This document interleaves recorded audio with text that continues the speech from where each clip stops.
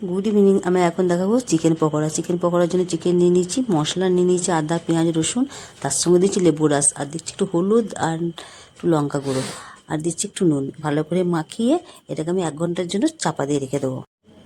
1 ঘন্টা পর ফিরে এলাম। ওর সঙ্গে দিচ্ছি কর্নফ্লাওয়ার 1 চামচ, 1 চামচ দিচ্ছি বেসন, আর তার সঙ্গে দিয়ে দেবো একটু চিলি সস। সব উপকরণগুলো ভালো করে মাখিয়ে নিতে হবে। চলো মাখিয়ে নিই। চলো, পকোড়ার জন্য আমি তেল বসিয়ে দিয়েছি। তেলটা একটু গরম হয়েছে, আমি পকোড়াগুলো ছাড়লাম। আস্তে আস্তে একটা একটা করে ছাড়তে হবে। সব পকোড়াগুলো দিলাম, পকোড়াগুলো লাল লাল করে ভাজা হবে, তারপরে তুলতে হবে। একটু ভালো করে ভাজতে হবে, নয়তো ভেতরটা কাঁচা থাকবে। এইভাবে খড়া খড়া করে একটু ভাজবো।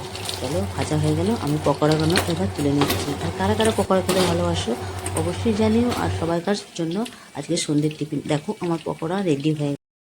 আমার চিকেন পকোড়া বানানো হয়ে গেল। আমি চিকেন পকোড়া কীভাবে বানালাম সেইভাবে বানিয়ে তোমরা খাবে, দেখবে খেতে খুব ভালো লাগবে। আর কারা কারা চিকেন পকোড়া খেতে ভালোবাসো তারা চলে এসো সন্ধ্যে টিফিনের জন্যে আমার বাড়িতে। টাটা।